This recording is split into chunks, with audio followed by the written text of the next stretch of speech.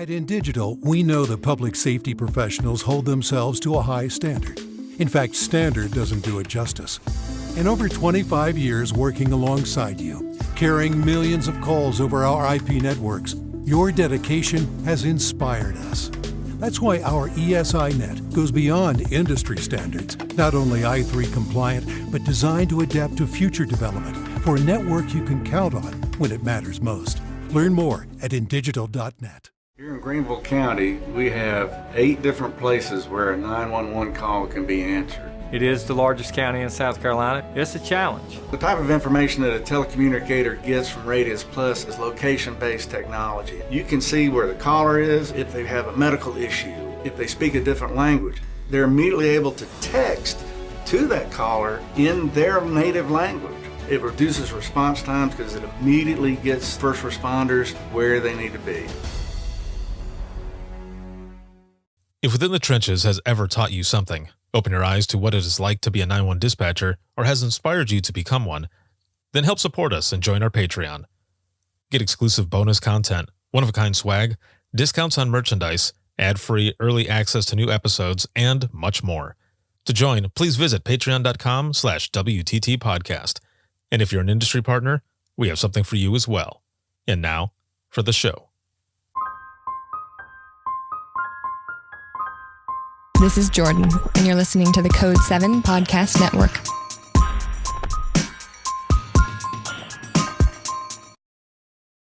Warning.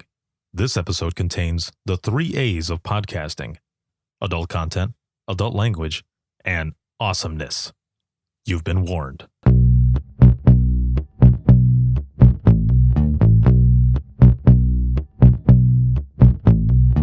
Welcome to Within the Trenches, true stories from the 911 dispatchers who live them.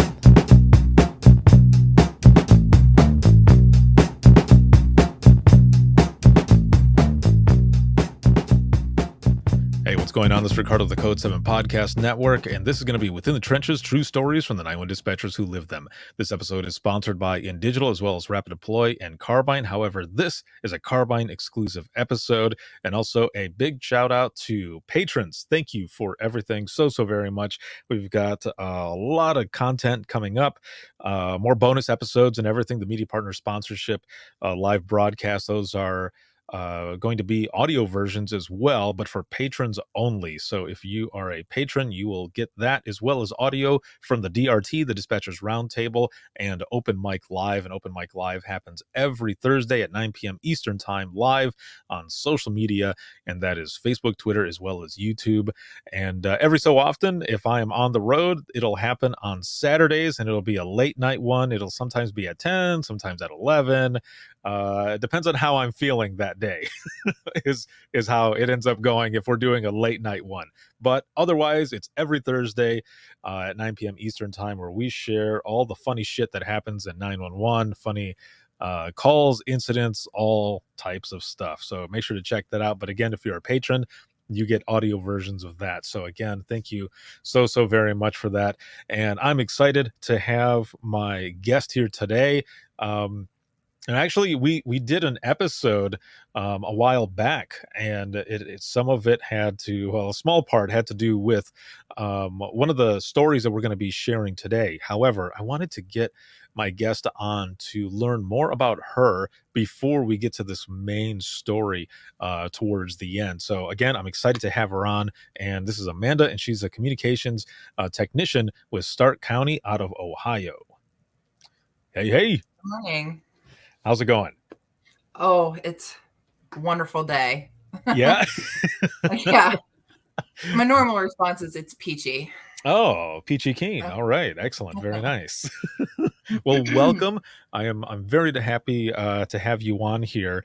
And so you had mentioned actually earlier, before we started, that around the time that that other episode had come out and stuff, you were on FMLA. So yes, it was. I have to ask, how's the sleep been? Love the response. It's always interesting. Yeah, I can imagine. Yes, I have four kids. The 2 older ones are boys, the 2 youngers are girls. And with the boys, they were pretty chill. They slept through the night. It was all right. But with my daughters, it was a different story. My kids have always been pretty good. I was Yeah. yeah, I was on FMLA actually for surgery. Not a new baby. Okay. It was not for a new. Yeah. No, Well, but I tell you, my kids were my daughter was great. My Mhm. son, not so much. Oh yeah, it's the other way around. Yes, yeah. My son did not want to sleep anywhere but with me, so Oh man. that was Well, always fun. I hope that the recovery then from whatever surgery it was went very well, and that you are able to get some sort of sleep. Sleeping after that was very interesting though. Yeah. Yeah, I had abdominal surgery, so it was I can't even. rough. I was going to say I can't imagine that. I figure you got to be kind of sitting up then, a Sort little of, bit. yeah. Just like Ooh. weird. Like I normally sleep like on my side and kind of like on my stomach a little, so that was Yeah. I had to sleep basically like on my back, but like propped up. It was weird. Oh man. Well, I'm glad it's been some time now, and I'm sure Yeah. everything is good. Yeah. Oh, geez. Well, yes, I'm glad all of that is taken care of now, and we're good to go here. So, we're going to be, as I mentioned in the beginning, we're going to be talking about this incident that you were involved in, Mhm. in this story and all. But that's going to be, more towards the end, because what I want to do here first is I want to learn more about you. How did you get into public safety to begin with? Into dispatching? Do you come from a family that is in public safety or military or anything, or did you just kind of jump right in? No, actually, no one in my family, my immediate family, is in like public safety, law enforcement, or military. When I started, and I started with the Stark County Sheriff's Office. I've been doing it for 5 years. Mhm. Entire time I've been with the Stark County. I was actually a stay-at-home mom with my daughter. This was before my son was born. And I've always wanted to be a police officer, Mhm. actually. So I have a very good friend from my hometown in Indiana. His name's Aaron. He is a police officer in Indiana, and he's like a pillar of the community. And I've known him since I was 9 years old, and he was my inspiration to be a police officer. He's just a good person. He does so much for the community. He was very good friends with my grandmother, and he's just a shining example of what like a good police officer and a good person should be. So I decided when I was 9 that I wanted to be a cop. So that never actually worked out. My intention when I applied to the Stark County Sheriff's Office as a stay-at-home mom, I originally applied to be a corrections officer in the jail. Mhm. So I went through the hiring process, and my intent was to go to the police academy from the jail, because in most agencies in Ohio, you have to be Ohio Peace Officer certified to be a police officer. But most agencies require that you have that prior to hiring. So I wanted to go to the police academy from the sheriff's office and become a police officer. So during my hiring process with the sheriff's office, it took 6 months to go through, the background checks, and we did like a polygraph and board interview, and they came and did a home interview. And during my home interview, immediately before that, I found out that I was pregnant with my son. Oh, Right. yeah. So I told them at my home interview, and they said, well, you can't be a corrections officer while you're pregnant. So how would you feel about going into dispatch? So that's how I ended up in Starcom. They said, oh, don't worry, after you have the baby, you come back from maternity leave, you can put in for a transfer to go to the jail as a corrections officer. But I ended up in Starcom, and I started my training as a 911 dispatcher, and it was just like, this is it. This is the right job for me. I loved it, and I didn't want to leave. So here I am 5 years later. Oh man. That's pretty awesome. So I have to go back to that home interview part, because there Mhm.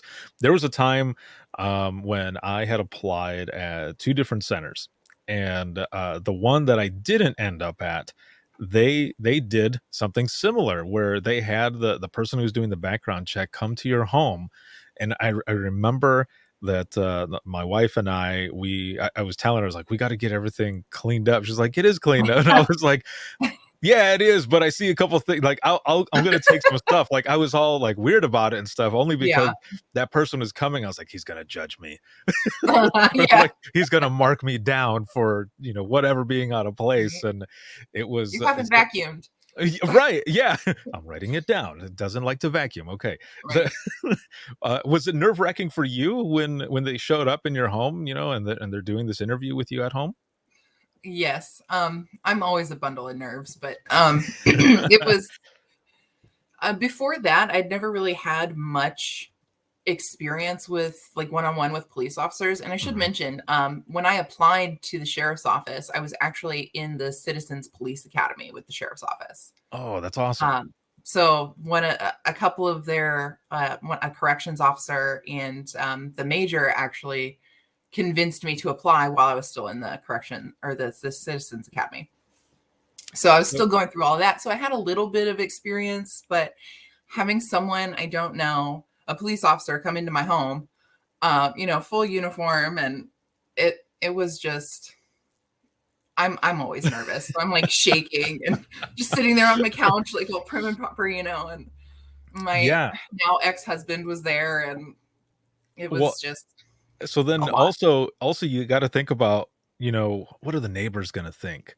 Because I remember that as well. Like, I wonder if the neighbors are going to think something's going on here because this officer is showing up. Well, ours actually go talk to the neighbors. Oh, really?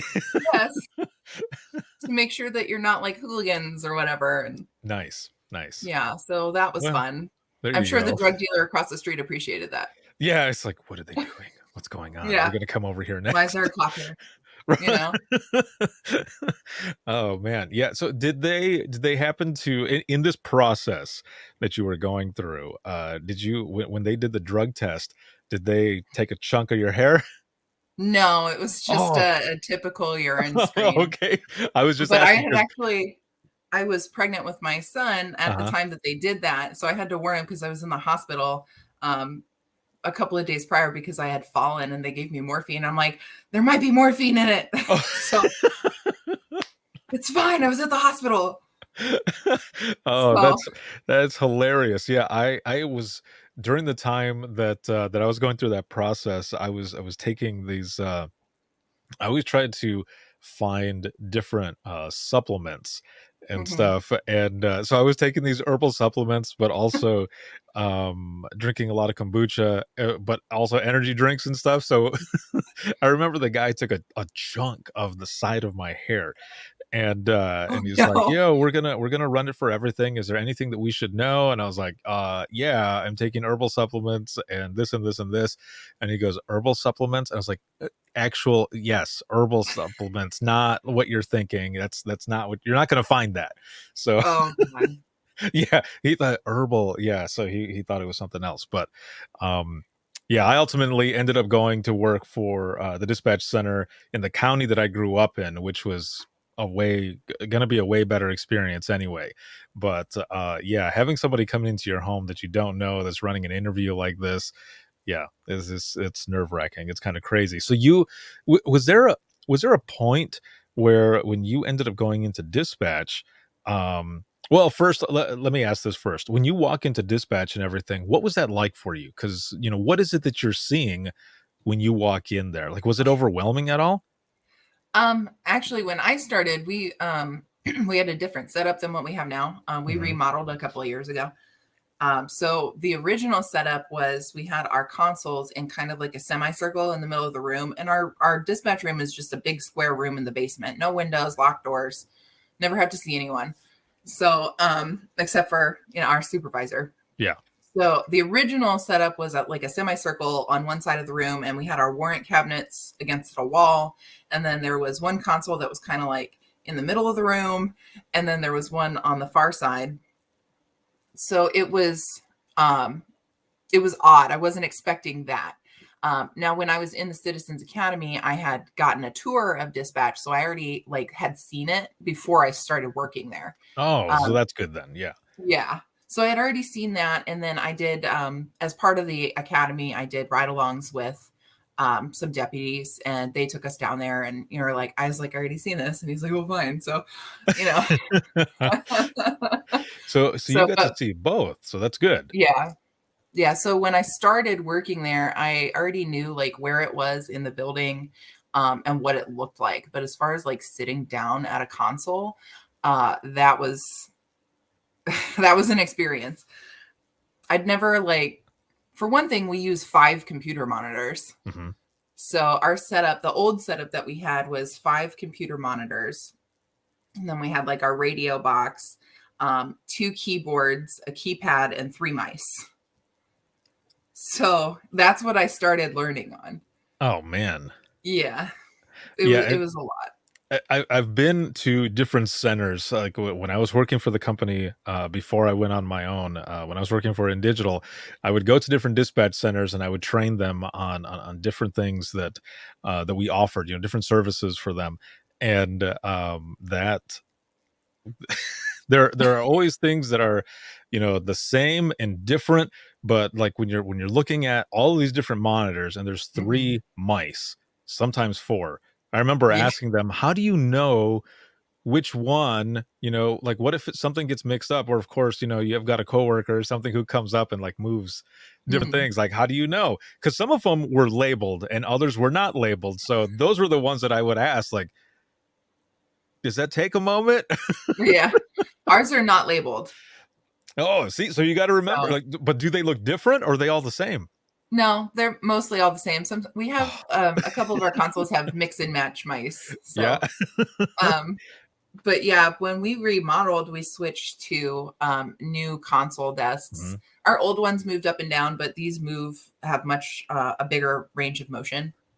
Oh, nice. And they're much more updated, and we streamlined everything. So we're no longer in a semicircle around the room. We're actually up against the walls.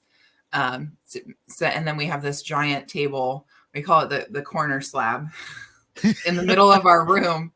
And underneath it houses all of our warrant cabinets and report drawers and stuff. So we have hard copies of our officers' reports in dispatch, just for like things like stolen vehicles and entered articles and things like that. So in case we need to retrieve them. But most of it goes upstairs to records. So how big is the area that you cover, and how many dispatchers or call takers are on the floor at a time? We employ, I think it's 20 Mhm. 20 or 21. I think it's 20 because we just had someone retire in December. So we have 20 dispatchers on the floor. Technically, one of them is a cadet deputy. So we had started a couple of years ago the cadet program. So he's a dispatcher for now until he's old enough to go to the academy. Oh, sweet. So, That's pretty but we cool. cover the entire county basically. There's only 3 townships in our county that we don't cover because they have their own police force. 3, 4. I lied. 4. And you do all disciplines, so like law enforcement, EMS, and fire? Yes. Yes. Oh man. And we don't have a dedicated, like, you're sitting at the fire desk today, you're doing Yeah. radio, you're a call taker. We don't do that. We do everything. You do It's it a free all. for all. So I like that. That's the way the last center was that I worked at. We had fully staffed, it would have been about 22. And then on the floor at a time, we would have 3 throughout the week. And then on the weekend, we would have 4 with a supervisor or senior dispatcher on during that time for each one of those shifts. Do you work midnights or days?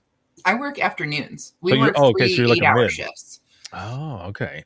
So my shift starts at either 2 or 2:30 and goes to 10 or 10:30. So we have our scheduled shift is 2:30 to 10:30, but we have 2 early people. So we always have someone logged into the CAD and on the radios while we're changing shifts. And we used to change shifts the same time as the deputies, which was 3:00. But we voted a couple of years ago to change that to earlier because it's just too much all at once. Yeah. So we have 2 early people, and we used to only have 1, but 2 I don't know how we did it with 1. 2 is so much easier. Yeah. So they log in and get to work at 2:00. And then everybody else comes in after them. So during the day, afternoon shift is our busiest shift. We can't work with less than 4 people. And 5 is optimal.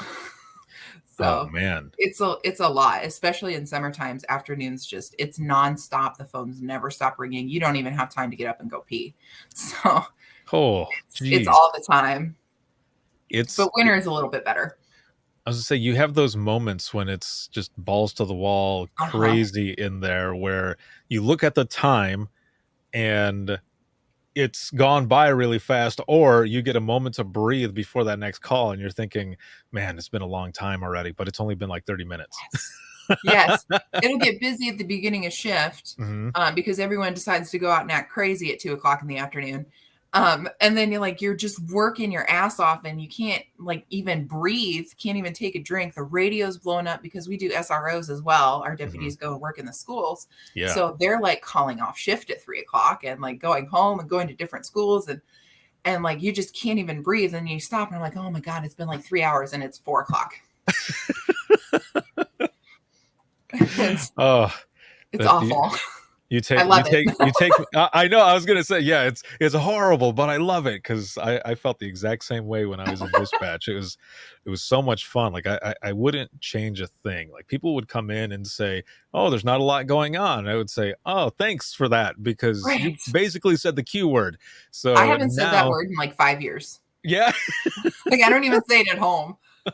I can't. because something always happens, and then it goes to hell, but I would rather it be that way. I would rather it go to hell, and me just be working and working and working, versus sitting there waiting for something to happen.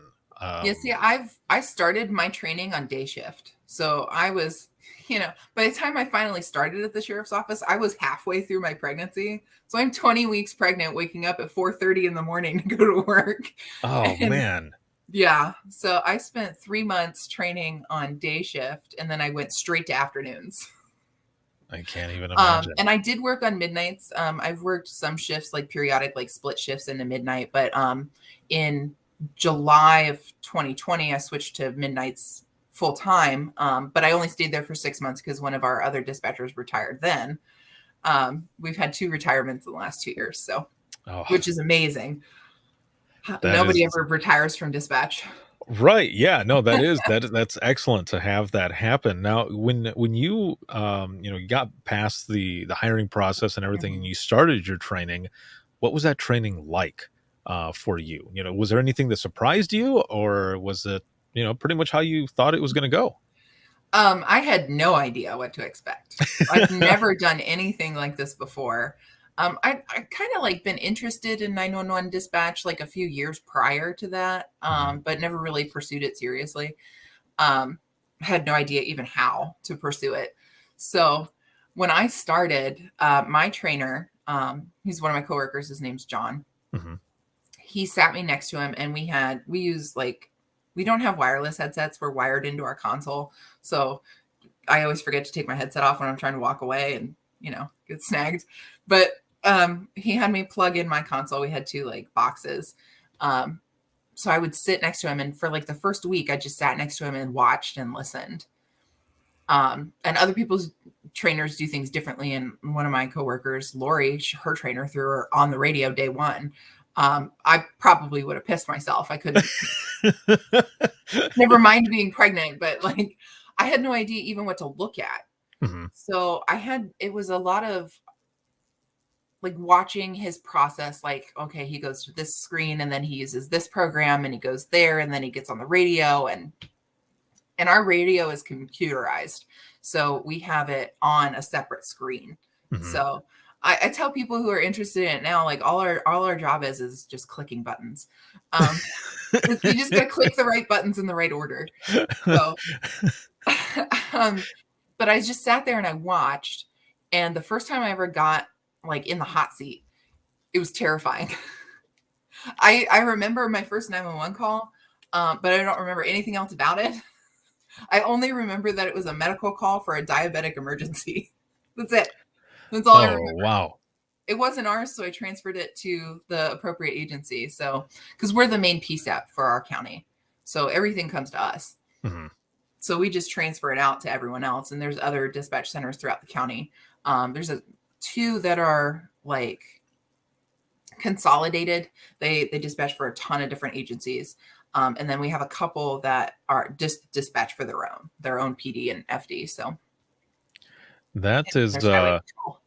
that's pretty good that first one, because that first one is always nerve-wracking, even when it's like a non-emergency call. I remember going in, and well, when I very first started out, the first center that I was actually a small police department in Central Florida, Mhm. and I walked in. My trainer showed me everything, and what it does, and kind of talked about it, and then he took a 911 call, and I watched him. But it was a fast one. It was really fast. And then he turns around and looks at me and he goes, "All right, you're next." And I was like, "Hell no, are you for real?" Like, Yes. like there's nothing else. And I remember him just saying, like, it's thick skin, common sense, Mhm. and you got to jump in and do it. This is the only way you're going to learn. Now, I did have a 40-hour beginners like training dispatcher course that I Oh, took a few weeks later, but that first week, right in the beginning there, just the same as you. It was mhm. just a lot of observing. And in that police department, though, I didn't have like a secondary headset or anything. When I ended up moving back home to Southwest Michigan, I live in Indiana now, but when I was in Southwest Michigan, and I was working for that center in the county that I grew up in, like you, we had the umbilical cord, Yeah. and we had to listen. And there was an example. It had like the clip on it where you had to That's what hit I the was gonna button, say. Yeah. yeah, to mute it. And if you didn't mute it, you would go over the phone call. And I'm pretty Yeah. sure there was a time, I'm just remembering it now, that I had it turned on the other side, and I was like, "Whoa," or something. And someone's like, Yeah. What was that?" I'm like, like, I've shit, they heard me. Yeah, I've said some stuff on accident. So our mute button actually isn't on the little slide. We have it on our phone keypad on the desk. Okay, So yeah.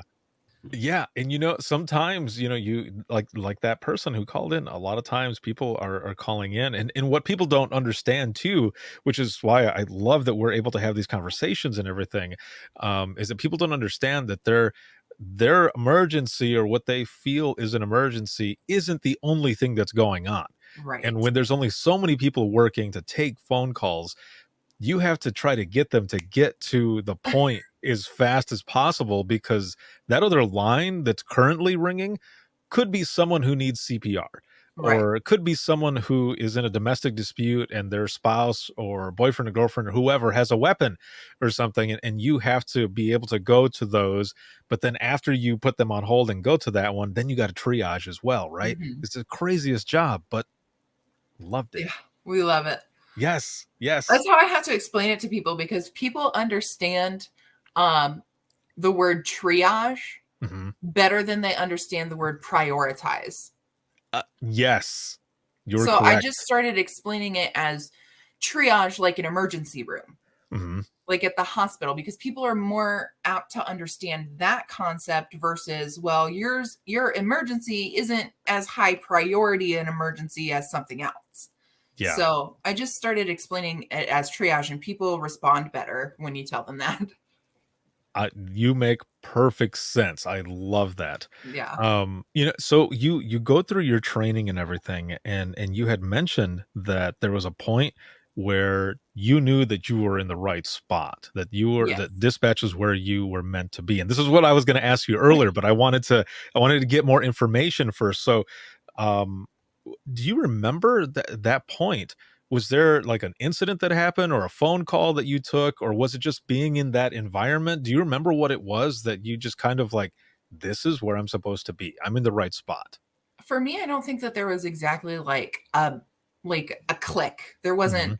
like this shining moment for me, like this ray from heaven that, oh, this is where you're Like, supposed to be. You yeah. know, I think it developed over time and learning. I always found the job fascinating. From the day I started, I was like, this is amazing. Like, this is Yeah. so cool.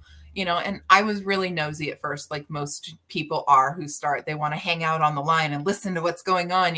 Yes. But like over time, you get out of that habit because you just need to get rid of it and get on to the next call. Mhm. But it was just learning at first, you're like, oh God, I'm doing everything wrong. And I still have those days where I'm just like, I know what I'm doing, but like, man, I'm just screwing up everything today. But like learning, and learning the process and getting comfortable in what you're doing. Once I finally got like semi-comfortable in what I was doing, I'm like, I don't want to leave this. So it was like a building up over time for me. And it's not your typical thing. And I'm sure you get asked the same questions all the time, when you're a dispatcher, like, oh, do you have any really bad calls, or what was your favorite call? I get that from people all the time, but like, it never irritates me. It's just like, cause this is just what I was meant to do. Yeah. Like I've always felt like I needed to go into a profession where I could help people. And this is finally like the right thing for me. So it just kind of developed organically. That is awesome. And so you had mentioned that you've been doing this for 5 years now. When did you feel like you really had a grasp on it? Like for me, it probably was almost 3 years, like 2.5, 3 years that I felt like I really have a good grasp on it. Like, don't get me wrong, for those who are watching and listening, I was well trained and everything, but it's just kind of that feeling, that you really have it. And just like you're saying, even though, you do it for a while, there will be those days where you Yes. feel like you're just fucking shit up and you're Oh, like, man, but yes. you're doing your job, you're doing good, but it's in you that you feel like, maybe if I would have asked that faster, or, you start second guessing yourself because you put so much of yourself into each phone call with that Right. person, whoever it is who's calling, whatever situation it is, and you're trying to relate to them. And you kind of take it on, you almost absorb some of that energy as Yeah. well, which is why I think we sometimes feel like we're not doing enough, or we didn't do good enough, even though people are saying, no, you did great. But it's just us, right? It's just that self-reflection. Right. Yeah. I have those days all the time where I'm just like, can I do anything right, for fuck's sake?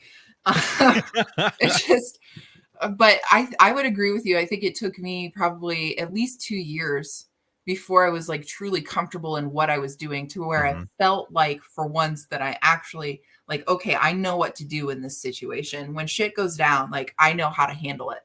Yeah. And it takes, and like you said, I was very well trained. I was in training for 4 months, 3 months on day shifts, and I went to afternoons. And by the time I went to afternoons, I was sitting by myself and handling all of my own stuff. So, and when I started, we were not EMD certified. We did not give pre-arrival instructions. We did not instruct CPR, anything like that. So when I got a medical call like that, all I could say was, okay, they're on the way. So there was that less stress, and we did a lot less when I started. So I think that's helpful, and it's more difficult for new people now to get started, because my agency, especially as we're taking on so much more, we're EMD certified now. We have more agencies that we dispatch for, that we've gained just over the last couple of years. So I feel like for new people, it's going to take them longer to get comfortable in this job, than it took me, just because there is so much more. And there's so many rules and like the NCIC regulations and things that you have to follow.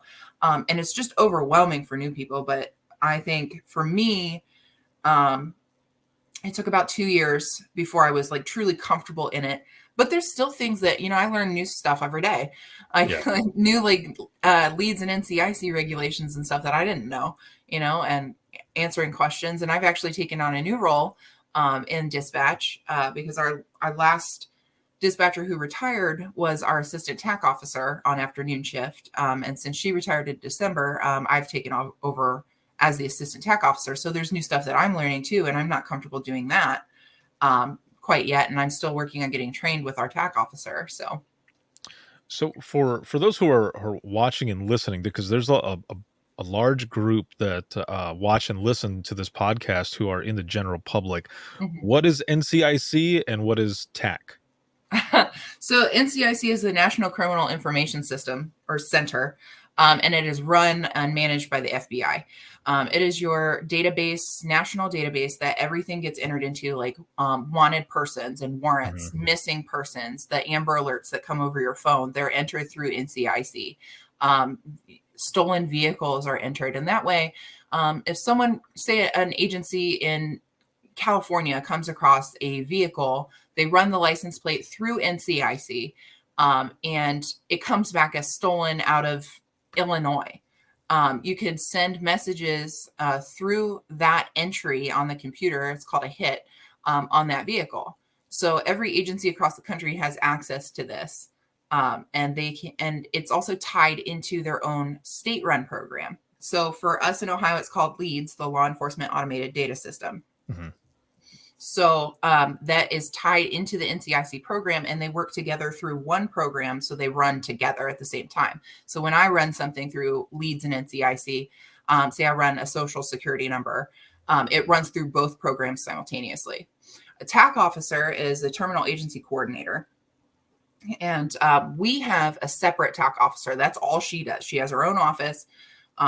She handles all of the agency, NCIC, and LEADS coordination. So I describe it as she's our liaison between LEADS control and NCIC and our agency.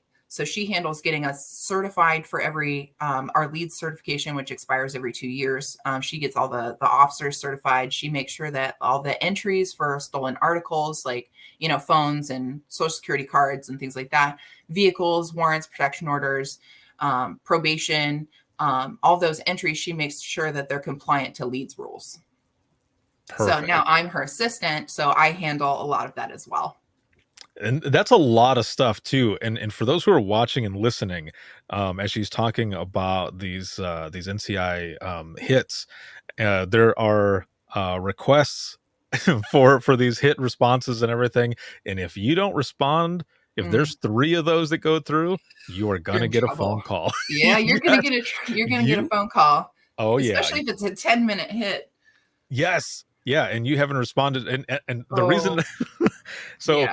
I remember when I was in training, they were telling us this, and I thought, "Wow, that'll never happen. Like, do they really call?"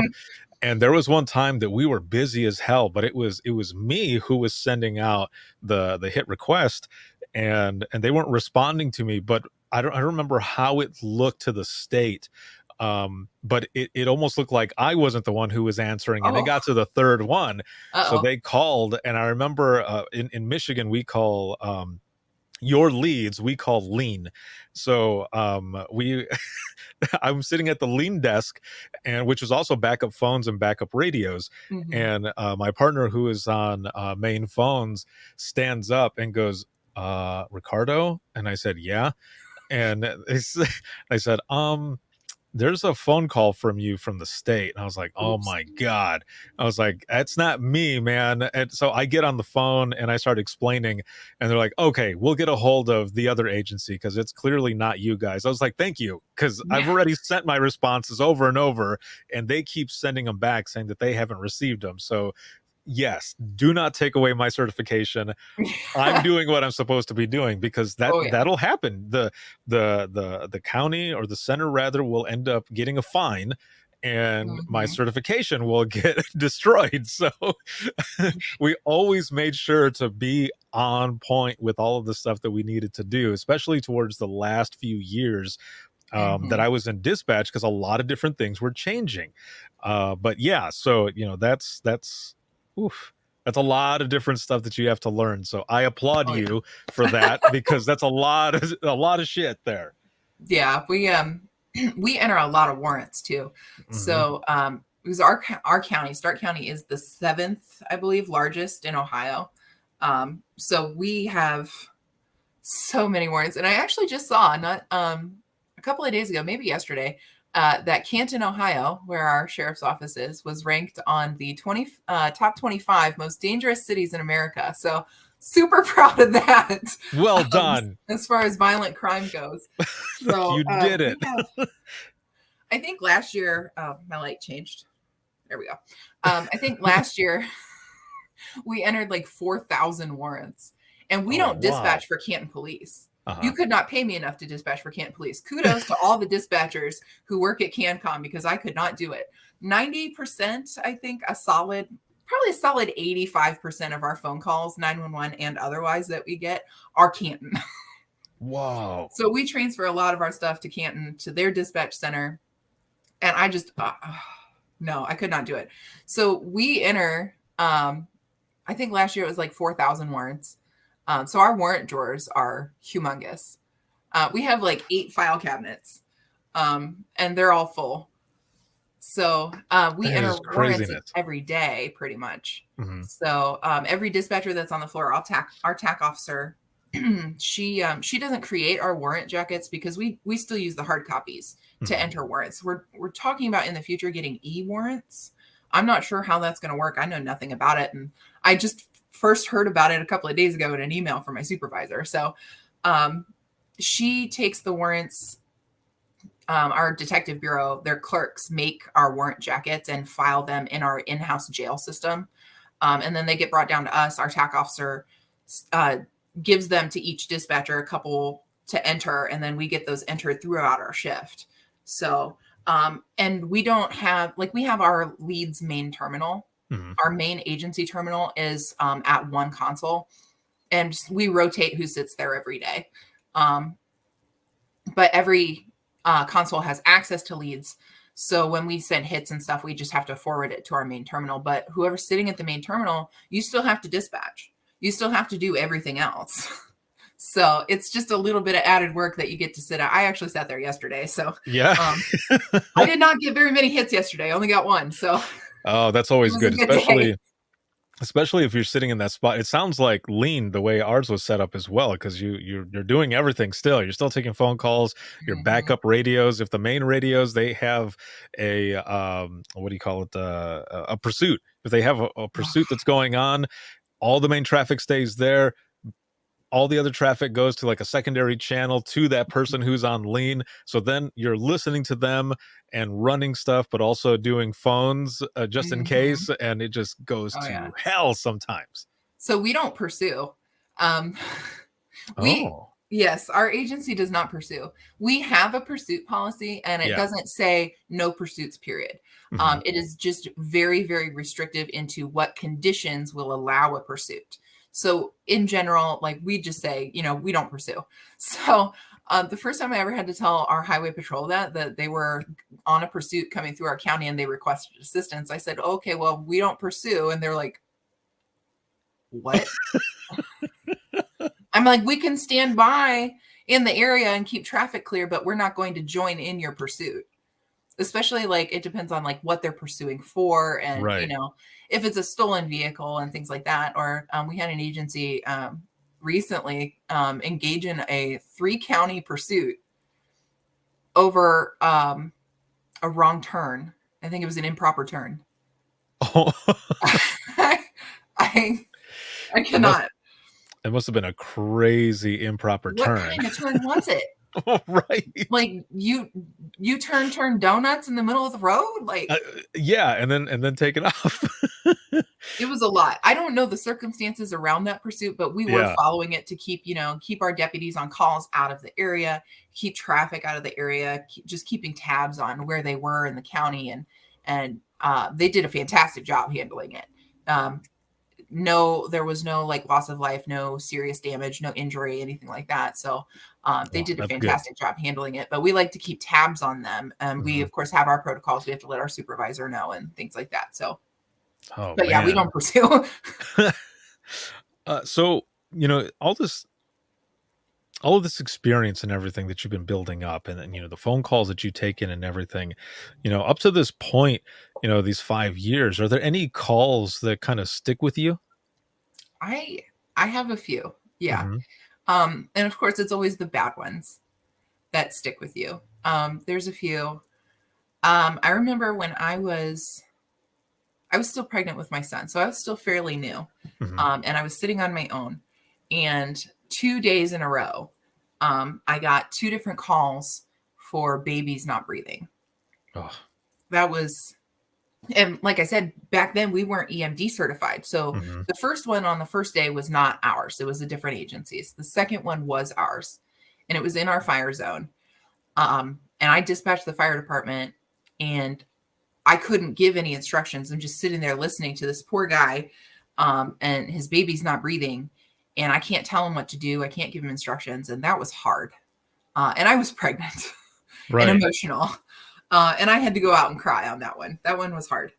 But there's this one call. Whenever anyone asks me this question, there's this one story that I always tell because it was very hard for me. Mhm. We got a call. I got a call from a girl, 16-year-old girl in our jurisdiction. And she called 911 and said that her mom had fallen really hard in her bedroom and hit her head and was bleeding everywhere. But she fell in front of the door, so they couldn't get the door open to go help her. So I'm talking to this poor girl, and she's, in tears and, scared. And someone takes the phone from her. And a guy gets on the phone, older guy, and it was Dad. Dad got on the phone, and he wouldn't tell me anything. He was being very evasive, wouldn't give me any information, wouldn't give me names or details of what was going on. And I had, deputies sent on the way, but I'm trying to get more information. He wouldn't talk to me. And he went outside, and he finally talked to me. He's like, okay, I had to get away from my kids. I didn't want to say this in front of my kids. He said, me and my wife were arguing in the bedroom, and I told her to pack her shit and leave. And I left the room, and she didn't fall. She shot herself.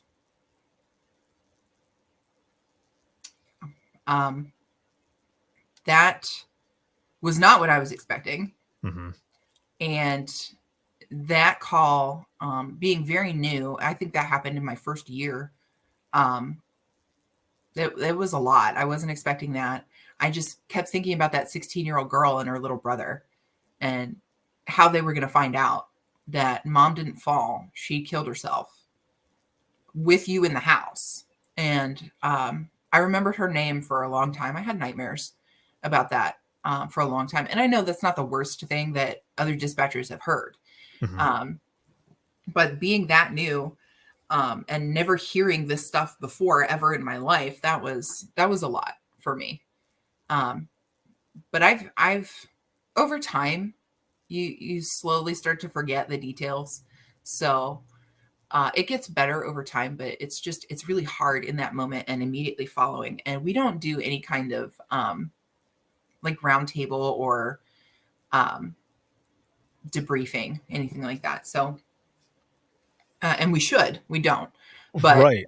I think now it's gotten better with we have over the last couple of years, we've promoted new sergeants, and in dispatch, we've become more vocal about the things that we need. Mhm. So we're slowly starting to change that. But there's one other call, and I have so many, 5 years of doing this, there's so many that you could tell. I could talk all day about it, but this one actually happened recently. This was over this past summer.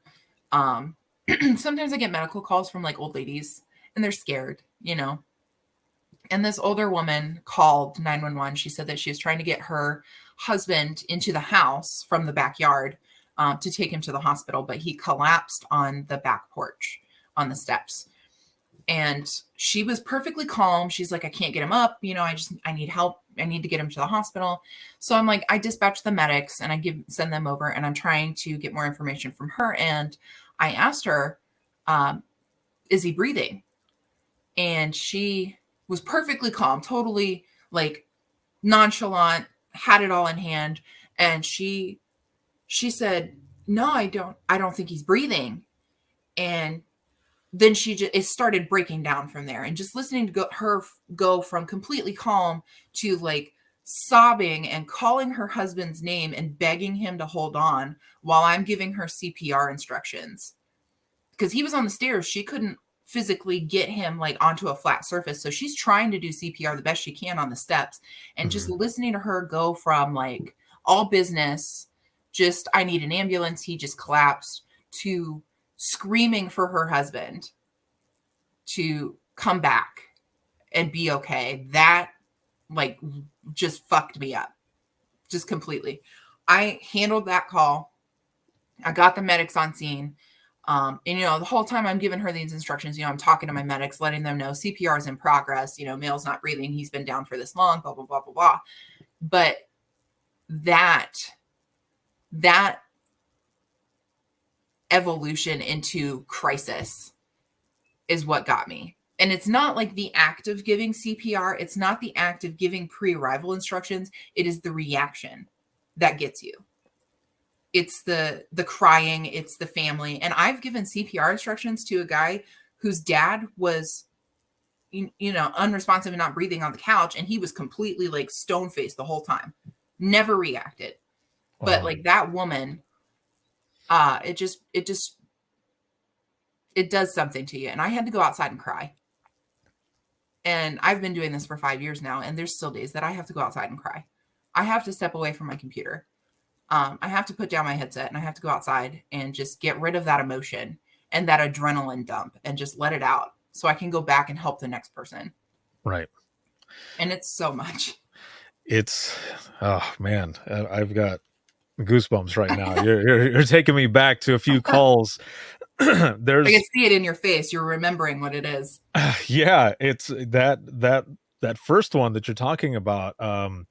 I remember taking a call early in the morning where an elderly woman had found her husband. He was not breathing, but he fell onto the between the wall and the bed, and she could not pull him out. There was no way to do CPR, and she's just crying for him, and I'm just sitting there just trying to talk to her and wait until somebody gets there, and that shit sticks with you, man. Like there, that, and a time where these two brothers they were coming back from a funeral from an aunt, I think it was, that passed away, and he's on the side of the road.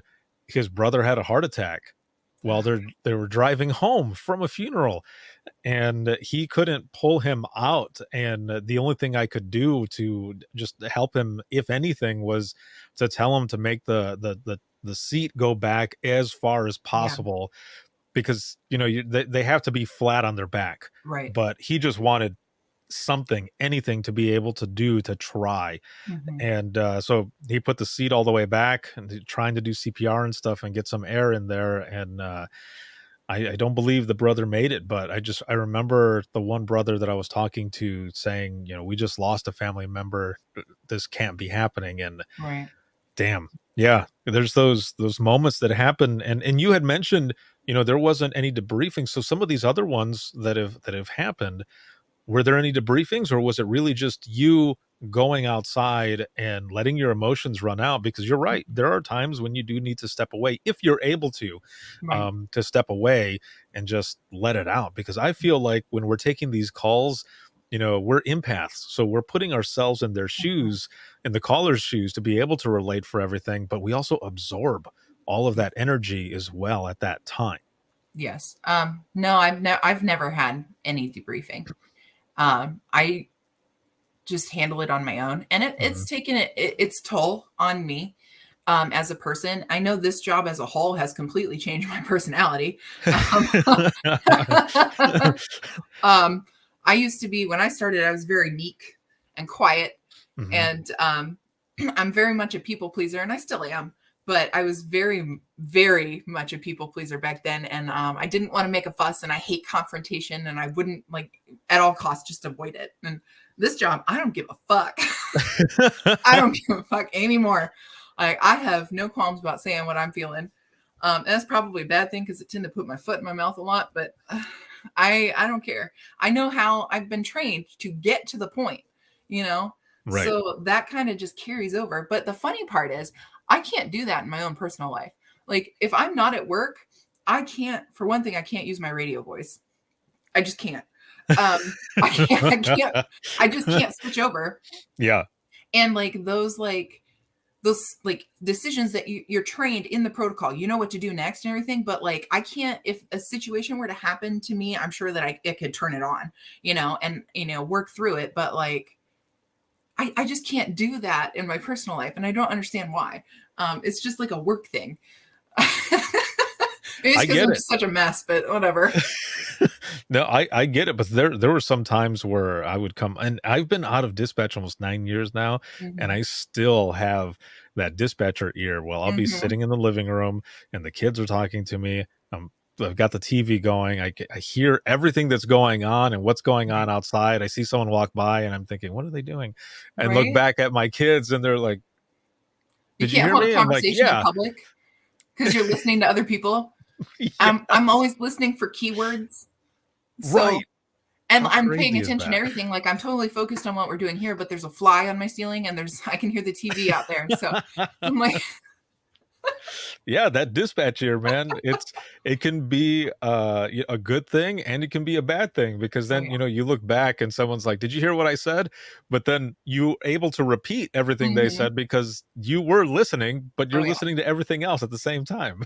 absolutely. It's just, it's incredible. I can't, like, I can do it with my kids too. They think I'm not listening or not paying attention to them. And I'm like, then I tell them what they just did and told them not to do that. and, and they're like, Mom, stop. Right. So, How did you do that? It's like, "'Cause I'm your mom." right. Like, I I tell know. them I'm magic. There you go. Yeah. Like my Uh, son asks how I have a tongue ring. And my son asks me like stupid questions. He's like, how'd you get that there? I said, it grew there. You have a hole in your tongue. I said, I guess I just didn't brush my teeth enough. Oh, yes. So you better brush your teeth, kid. Right.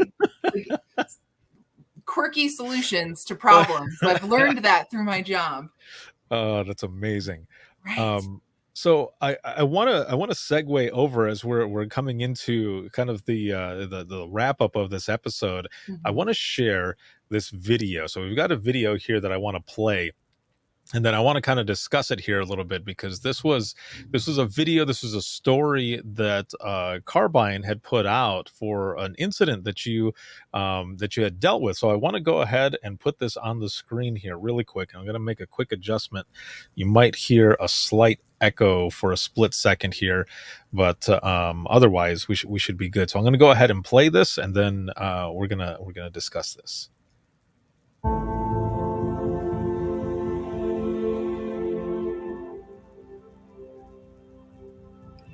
We received an emergency dispatch call here from a frantic mother. They're gone.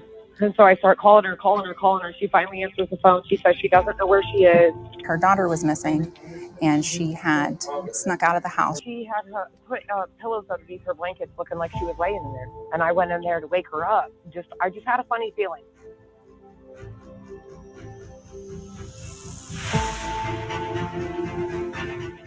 Riley, do you know where you are? No, Who are you with? I don't know. Are you on foot? No, I just want to go home. Okay. Who's driving? I don't know. Our officers were notified of the missing child and they immediately put Carbyne into use. Does your phone accept text messages? Yes. What I'm going to do is I'm going to send a link to your text messages, okay? And I need you to click on that link, because that will show me where you are. When we have the Carbyne, we can use it to silently text them. We're coming into a generation now where everything is looking at a phone. The real-time location is a paramount piece of the Carbyne. They don't think that she was really aware that it was tracking her location every 5 seconds. Do you know where you're going? Yeah, I don't know where I'm at, but I know I'm coming home. Okay. Are they taking you home? Yeah. And she kept telling me that, I think we're almost home. I think we're going home. And the location on Carbyne, they were not anywhere close to home. So it was nerve-wracking. And so with us having that extra piece in place with the Carbyne, we were able to close that gap. It provided everything that she couldn't. Okay. I have your location right now, okay?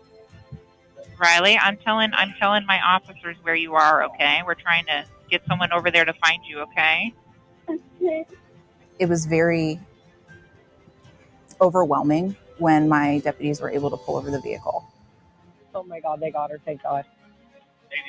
Oh my God, thank God. Yes, ma'am, that's Sergeant Klein. He's out with her now. They'll be coming over. They'll be bringing her back home, okay?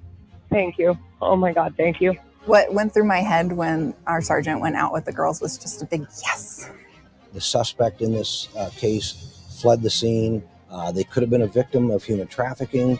A number of things could have happened that night, but they didn't. Technology in of itself that's available to first responder now it's phenomenal in a timely manner. I think my favorite part is that it's ease of use. It doesn't take anything special.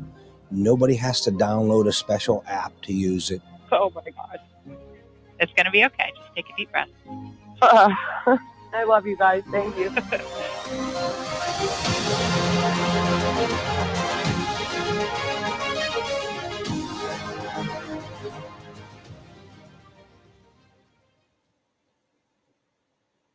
So first off, excellent work. Thank you. Very well done. I can't even imagine that, where you mention at the end there that feeling, that Mm-hmm. you guys actually ended up getting her and all. Um, it's just got to be an amazing feeling, because a lot of times, especially in 911, stuff like this doesn't happen. Yeah. You end up not hearing anything further, and you just end up hoping that the person is found later on. But Right. how long were you on the phone? I think that total call from start to finish was about 10 minutes.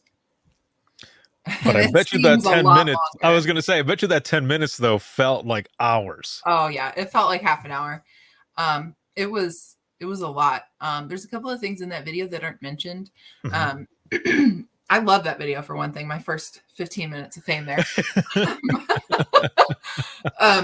It actually took me like at least 6 months to even turn that call into my supervisor. Mhm. That call happened about 6 days after I started on midnight shift in 2020. I had Oh, man. previously only been on afternoons, Mhm. except for my day shift training. And one of the midnights dispatchers retired, so I took her position Mhm. until the 1st of 2021. So I had been on afternoons for maybe a week. And you know how it is when you switch shifts, you have to learn how those officers do it. You have to learn how the supervisors do it, and how sergeants do it, and how the other dispatchers work with each other. So that was a bit of a change. And I was still learning that when I got this call. Mhm. And it was actually 2 girls in the car. That's what the video doesn't mention.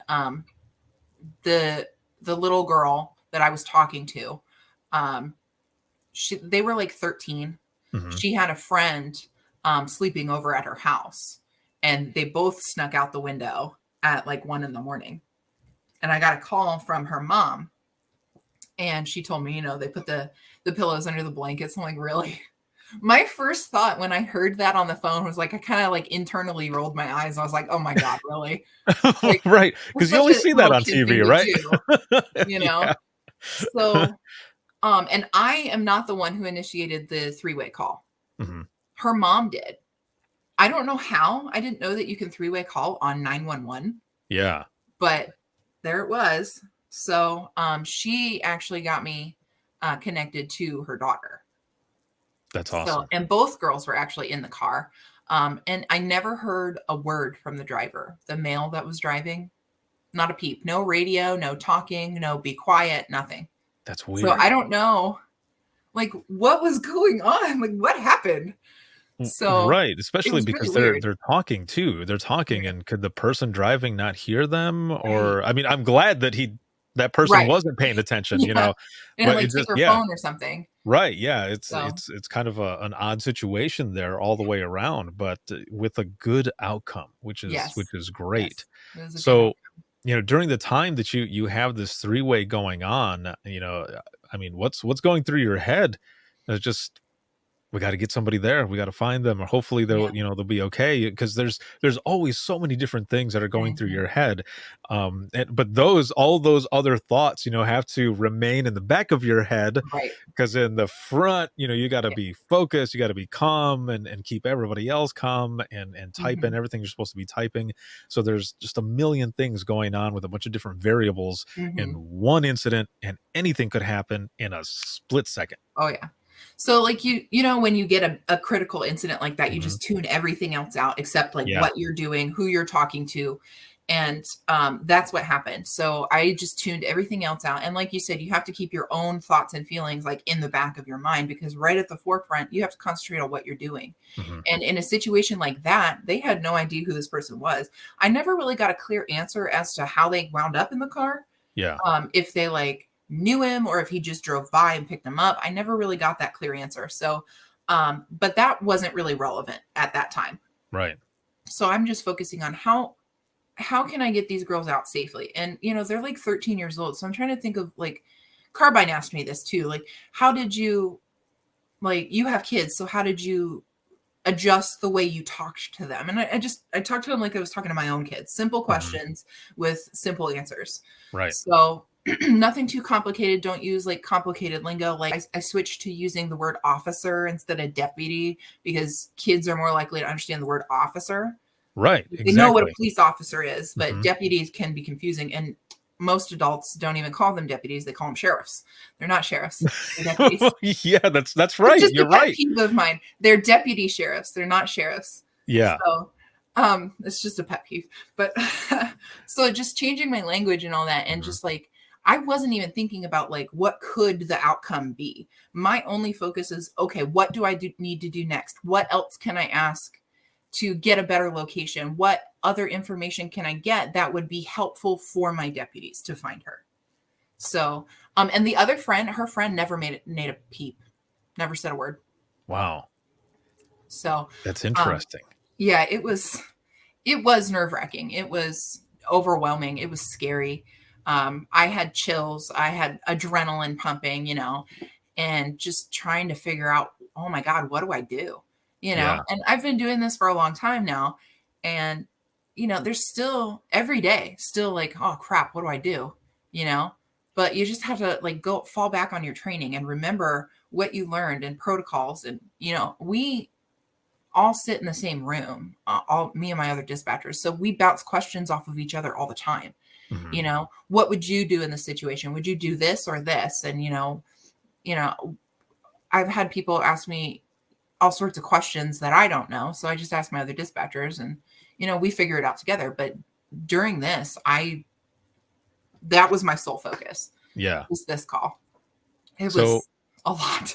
When you finally hung up, Mm-hmm. how did that feel?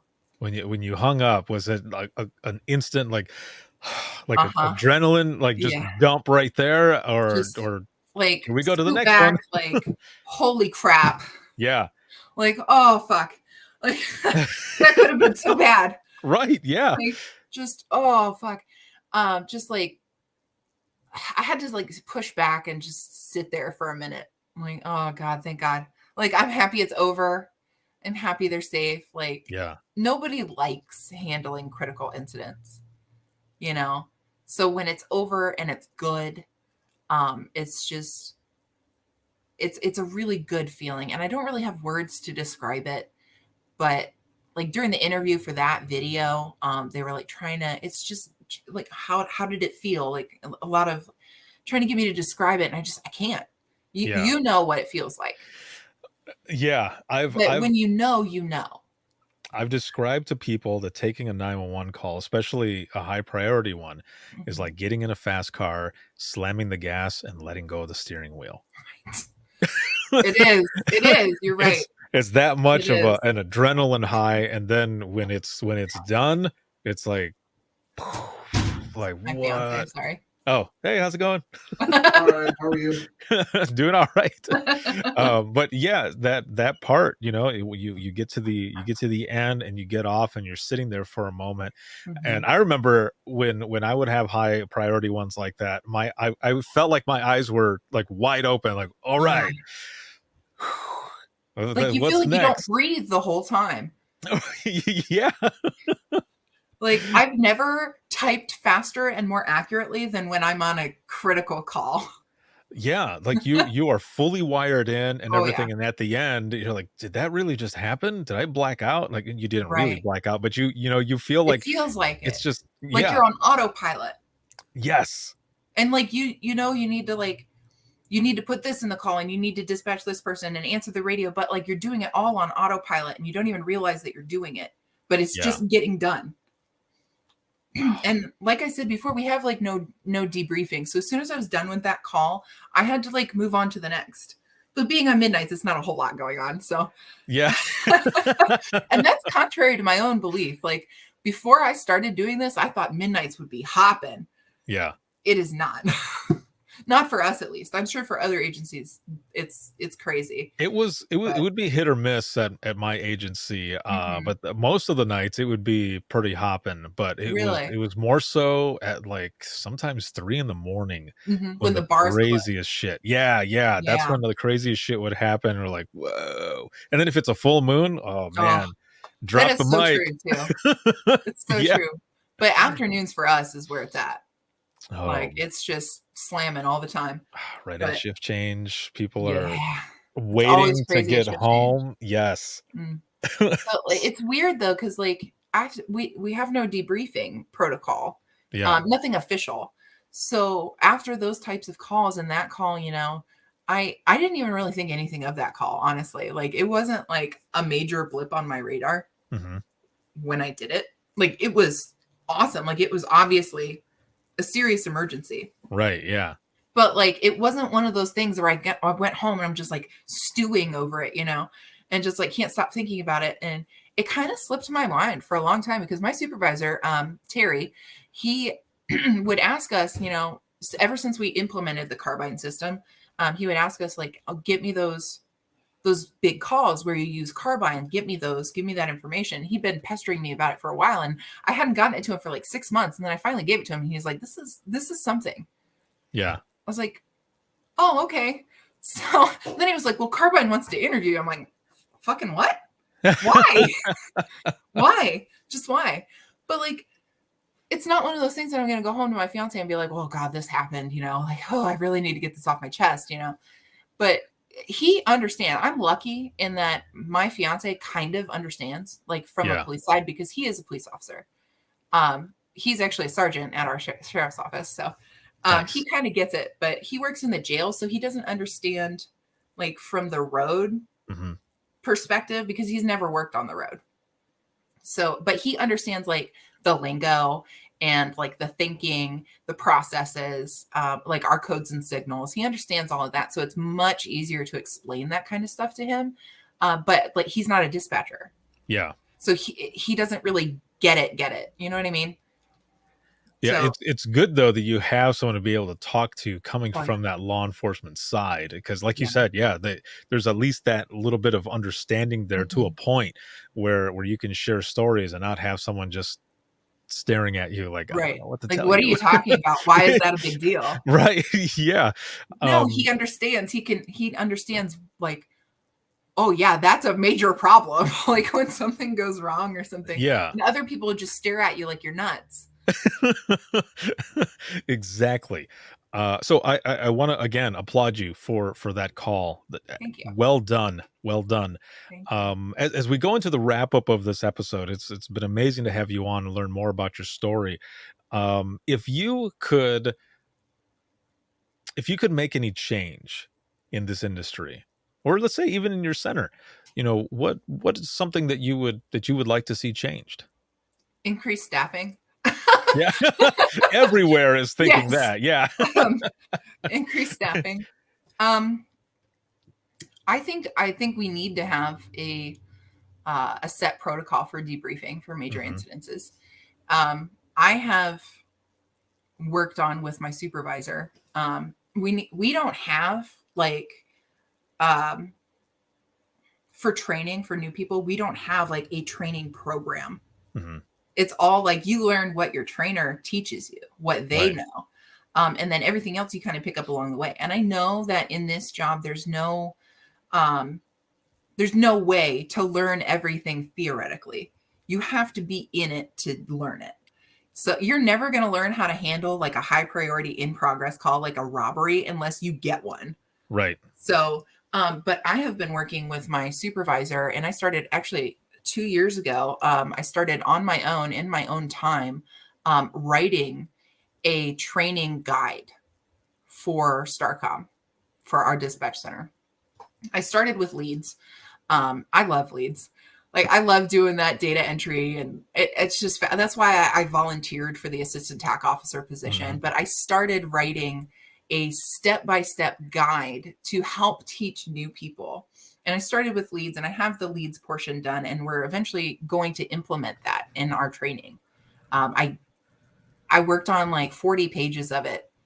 And I sat down with my supervisor. I said, hey, look, this is what I've been working on. Because I think that it will help new people. Do you want me to continue working on this? And he's like, oh yeah. So I think that we need a set training program. And I've given it to my TAC officer so she can evaluate it and make any changes, with the leads audits that like she has to do that change things every year, but as a whole, in dispatch as a whole, I want to see dispatchers recognized on a federal level as emergency dispatchers, as first responders, not clerical. Right. We are not receptionists. I am not my deputy's secretary. That drives me nuts. We are emergency responders, and I want to see that recognized on a federal level. Perfect. That's the biggest change that I want to see. Awesome. Well, thank you again so much for being on. This has been an excellent episode and conversation with you. And thank you again for everything that you do in dispatch. Thank you so much for having me on. I really enjoyed this. This is a good experience for me. This was a lot of fun. I will be right back here with you in just 1 second. And for those who are watching and listening, if you have any comments, questions, or you want to be a guest on the show, you can email us, and that's going to be wttpodcast@gmail.com. Once again, that is wttpodcast@gmail.com. This broadcast has been sponsored by InDigital, Rapid Deploy, as well as Carbyne, and this has been an exclusive Carbyne episode. If you are looking for any bonus content, you can check us out, and that's going to be patreon.com/WTT podcast. Some of the perks that come with this are audio versions of the DRT, which is the Dispatchers Roundtable, Open Mic Live, as well as the media partner sponsor broadcast, those spotlights that are going out there. So if you want to check out more of those bonus episodes, swag, all that type of stuff, check us out, patreon.com/WTT podcast. This can be seen on Facebook, Twitter, as well as YouTube, and you can listen 24/7 on Apple Podcasts, iHeartRadio, Spotify, your favorite podcasting app, and withinthetrenches.net. You can also follow us on social media, and that's on Twitter. That is @91podcast, and then Facebook is facebook.com/withinthetrenches podcast. Have a good one, everyone, and we'll see you in the next one.